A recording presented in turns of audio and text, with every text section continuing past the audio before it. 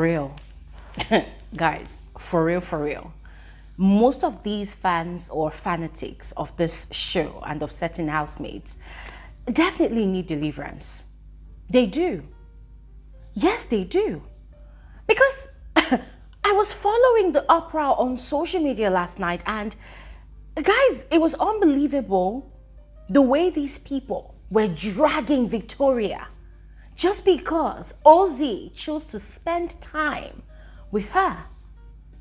I was seeing the tweets, I was seeing the posts here and there, and oh my God, guys, it was wild. And it was so hilarious because who would have thought that the quiet Victoria was capable of setting the timeline on fire just by being in her tipsy state? Because anybody that did not see clearly that that girl was tipsy last night, that person is definitely lying to themselves. That girl was tipsy. I don't want to call it drunk, but she was obviously very much intoxicated by alcohol. So everything she was doing, everything she was saying, it was just very, very glaring that she was not her typical self.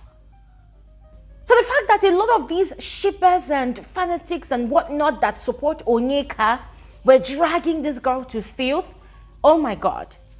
I wasn't shocked, I wasn't surprised, but it was just ridiculous. Very ridiculous. Who hurt you people? Who hurt you people? Because guys, oh my goodness, it was wild. The names they've called this girl, the labels they tagged Victoria last night. Some people went as far as calling her desperate, a whore. Like, oh my goodness, so many unprintable names. You know, creating different dumb narratives around what was even happening last night. And I was wondering, like, I don't understand. What am I watching? It's not the same show I'm watching. Oh my goodness. Guys, nah.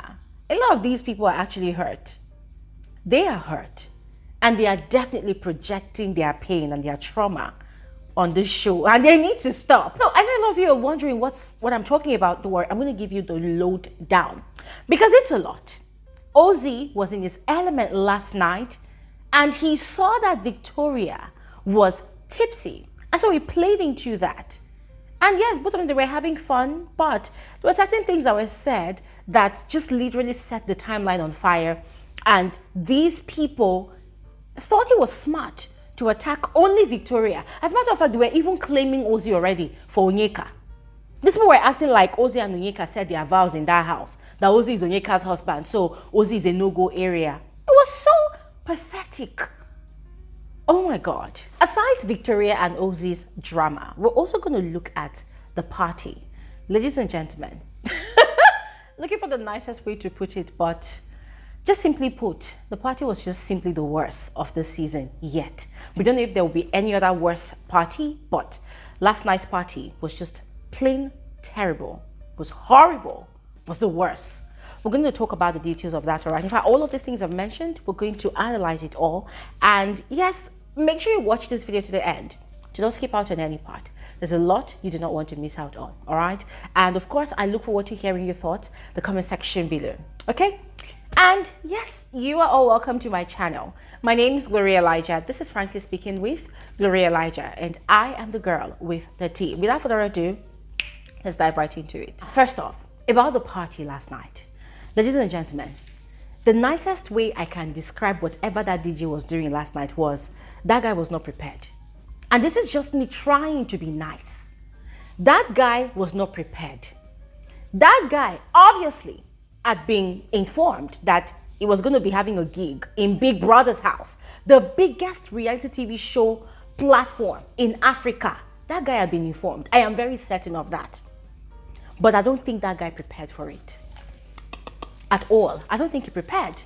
Because tell me why it was in the party room that this man decided to start testing different tracks, testing transitions, testing, like, bro, didn't you get the memo? People have been complaining that the show has been boring, and in a way, we were just looking forward to the party night, you know, to see how the housemates would have fun, just to also, you know, pump up the viewers. Only for this guy to now come and do, what was that? See, anybody that knows that DJ should just tell him that that was a horrible performance. And this is the nicest way to put it. It was a horrible performance. His transitions were just terrible. The song selection were nice, but the way he was patching the things together, it did not make sense. It was like a jump and start generator. You know what this, I better pass my neighbor generator in Nigeria, where somebody will turn it on, boom, the thing will come on, and then the moment you enter your house, brah, the thing will break down again. Or maybe a vehicle that is just breaking down on the road. You're driving to break down, you come, you start it to break down. It was just confusing the housemates. 1 minute the housemates are dancing so much, and the next minute, brah, the guy has stopped. What? I was so frustrated. I was so frustrated. Bro, don't try it again. You see that thing you did last time? Don't try it again. Don't ever try it again. Don't try it again. Don't. Since the DJ decided to be the party pooper himself, Gloria Elijah decided to, you know, busy herself, entertain herself with, you know, whatever the housemate was doing on the dance floor. And ladies and gentlemen, it was quite interesting to see that the Mbadiwe twins were sort of keeping their distance from certain people, you know, certain you-know-who's on the dance floor. Ozee and Onyeka apparently had not resolved their differences. Oh, and guys, let's not forget that there is a pending massage date between those two. I did a video about it yesterday where I informed you all that as a reward for her dance group winning the dance challenge for the week, Big Brother had given them the go-ahead to choose any housemate of their choice to give them a massage. And Onyeka had gladly chosen Ozee. And Ozee had reluctantly accepted. You could tell that he doesn't want to do it, but he has to, yes. And so Big Brother had said that the massage was to happen between that day, Friday, and Saturday. Now, I don't know if that translates to mean that after Saturday, that the offer no longer stands. I'm not really sure, yes, but we'll have to wait and see. So what I'm trying to say is the massage did not happen on Friday, neither did it happen yesterday, Saturday. Remember, these two people are having a disagreement currently because of what happened. I mean, guys, we discussed all of these things during our live conversation yesterday. And so, yeah, they were just avoiding each other on the dance floor. And so, me now, the only thing I'm now looking forward to now is to see if that massage date is still going to happen. Because we know Big Brother. Sometimes Big Brother can be very mischievous, and he might decide to, you know, order that massage date must happen. Yeah. So maybe it's going to happen today. Who knows? We're not really sure. We just have to keep our fingers crossed and see how it pans out. Yes. But yeah, that was that. I noticed that they were just literally keeping their distance from each other. Even Victoria, Ozee wasn't even going to Victoria on the dance floor. And both girls were respectively having their fun. They were having the time of their life. Yes. And other housemates as well. They were having so much fun. But as I mentioned earlier, courtesy of the DJ, it was quite difficult for them to have a full-blown experience, you know, of the party, because the DJ kept on flopping. You know, 1 minute he's playing a tune, the next minute it's transitioning badly into another one. That, guys, the whole thing was just so chaotic. But anyways, fast forward to after the party, ladies and gentlemen, crazy things are happening. Now, a lot of the housemates were tipsy. Like, they had drank a lot. They were tipsy. Remember, they've all had a very stressful week. The week had been very, very hectic, with all of their privileges gone, with Big Brother's wrath still hanging over their heads.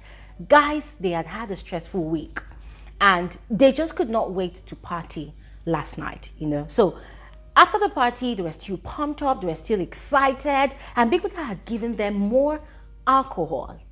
Now, before we get to how Ben was even sharing the alcohol, Cassia and Victoria seemed to be close to a drunken state. Now, they were not drunk, but they were tipsy. And Kelly Ray knew that both of them were tipsy. So what did he do? He sat there right beside both of them. You know, they were both laying in the bean bags close to the door. Yeah, that's the lounge door. So he sat down there, was just watching both of them.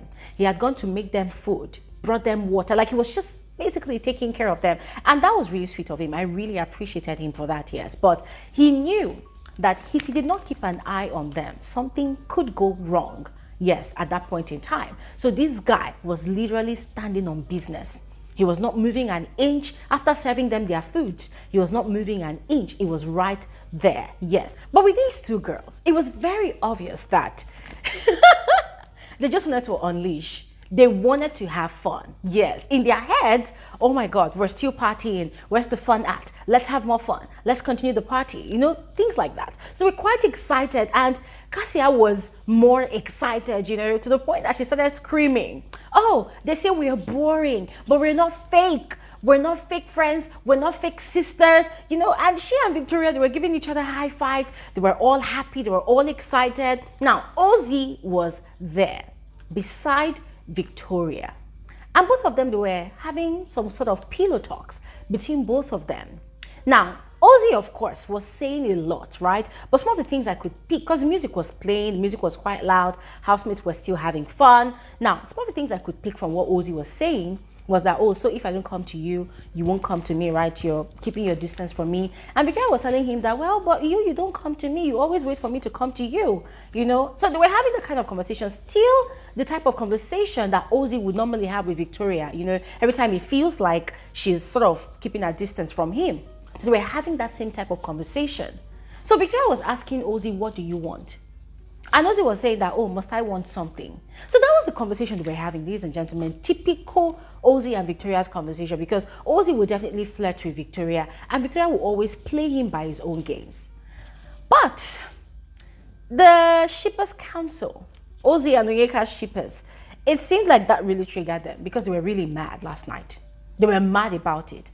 And automatically, they literally started twisting that conversation between those two people to be that it was Victoria that was begging Ozee to always come to her, that it was Victoria that was begging Ozee not to leave her, that it was Victoria that wanted a ship, that, oh, now they understand why Victoria inserted herself in that fight between Onyeka and Cassia, that, oh, Victoria was the one fighting over Ozee with Onyeka. And guys, I was so confused, because I'm like, I don't understand. Are we actually watching the same show? Where did they see all of that? Hey, God. From their conversation, it was very obvious that Victoria was very intoxicated. She wasn't drunk, don't get me wrong, but she was very, very intoxicated. And so under the influence of the alcohol that she had consumed in the party room, you know, her behavior was amplified in the sense that she and Ozee, yes, they were talking about their relationship and the connection they both have. And we know that Ozee is very smart. We know that Ozee is obviously playing a game. You know, he's obviously riding on that triangle narrative. So he was bringing in conversations and questions, you know, about their closeness, about their relationship. And Victoria was responding and equally asking him questions. And the way they were talking, they were so close. She was literally lying on his chest, right? Because it's one beanbag, so they were sharing the beanbag. So she was on his chest, right? And because she was sort of weak from, you know, the whole alcohol thingy, you know, she was really leaning on him for support. Yes. So it wasn't like she was in her right senses that she was going to get up and walk away and do whatever, but it was very obvious that she needed that support. And their faces were really close to each other, because at some point I was wondering, like, are these people going to kiss? So it wasn't like it was Victoria that wanted Ozee to kiss her so badly. They were talking and their faces were close to each other. And sometimes Ozee would look away, would laugh. Victoria too would look away, would laugh. See, guys, whatever was happening there was mutual. Now, maybe we missed something, because the cameras wasn't on them the entire evening. No. The cameras was on them, and at some point it moved on to Sean and Wanie, who were just arguing over rubbish. In fact, I'm glad that the camera did not really give them that time, because they were just being dramatic here. So the camera was moving around, right? But Ozee later on had went to the kitchen to meet his brother Ozee, and he had mentioned that Victoria wanted to kiss him. And I'm like, Ozee, bro, why are you lying? Okay, maybe you're not lying. Maybe we missed something. But you can't categorically say that Victoria wanted to kiss you, because both of you were having a conversation and your faces were quite close to each other and you were leaning in and she was looking up towards you. So, or do you want to start another narrative now that you will kiss her? And then just like you did with Onyeka, you now come and be lying and defending yourself that, oh no, I did not kiss her. I've never kissed anybody in this house. I've never kissed anybody in this house. I'm like, Ozee, it's not like you sat on your own, no, and Victoria came to you and told you, Ozee, I want to kiss you, no. But we were having adult conversations. Yup. Adult conversations, consensual conversations. And both of you were leaning into each other. She was leaning onto you and you were cuddling her. So it wasn't like she was forcing herself on you. You were bringing her to you. So dude, what are you talking about? You know? So guys, that went on and on and on. And Biggie at that point in time had given more alcohol to the housemates. And Ben, who is a party animal, was going around sharing the alcohol. And I love what Kelly Ray did. You know, Ben wanted to give Cassia more alcohol and Kelly Ray blatantly refused that no, she's going to throw up and he doesn't want her to throw up because she has had enough. And I love the fact that whatever Kelly Ray was doing to protect Cassia, she wasn't fighting it because she knew that she needed his support because Cassia was wasted. At some point, she got up, she danced, you know, and then she would sit down. You know, she was very, very much intoxicated as well. Victoria as well was intoxicated and you could tell that she was kind of weak to the point that even when Ozee wanted to leave to go and get his food, she told him, please don't go, please stay, please don't leave. And ladies and gentlemen, as one who has been drunk before in my life, guys, I know how it feels like when you're very drunk and you just feel very, very vulnerable. You feel alone. So at that point in time, the person closest to you, you really want that person to just be there for your support because you'll be scared that, oh, if this person leaves, I might lose my, you know, I might lose control of myself. So she was telling him, please stay, don't go, don't go. And guys, I was just following the conversations on the timeline and because she said that people were like, hey, look at this one, she's begging for a relationship. Look at this one, she's begging for attention. I'm like, eh? Are these people just deliberately delusional or what? Are they just deliberately... Oh my God. But the point is, Cassia had to go to bed because she too, it was as if her head was woozing on her neck and she had to go to bed. Now, Victoria was sleeping on that beanbag, right? And at some point, Ozee wanted to take her to bed. But you could also tell that she was completely wasted. That's the word. She was just completely wasted. So it was kind of like a struggle for Ozee, or rather Ozee, to take her to bed. And that is what happens typically with people that are intoxicated with alcohol. Sometimes you have no control of yourself. And people handle alcohol intake differently. We've seen how on countless number of occasions, different housemates in the house, it's either, you know, they get so drunk that they throw up all over the place and then they have other people taking care of them and cleaning up their mess. We've seen how the likes of Chizoba, who does not have the head for alcohol, you know, when she gets wasted like that, they take her to bed and just tell her, okay, go and sleep. And that one too, yesterday, she was so wasted that she was going around saying that she wants to cook rice and stew. So a lot of housemates, they had their own wasted moments last night. But it was just so ridiculous that most of these people decided to focus on trolling Victoria, calling her all sorts of names, giving her all sorts of labels, and accusing her of trying to snatch Ozee from Onyeka.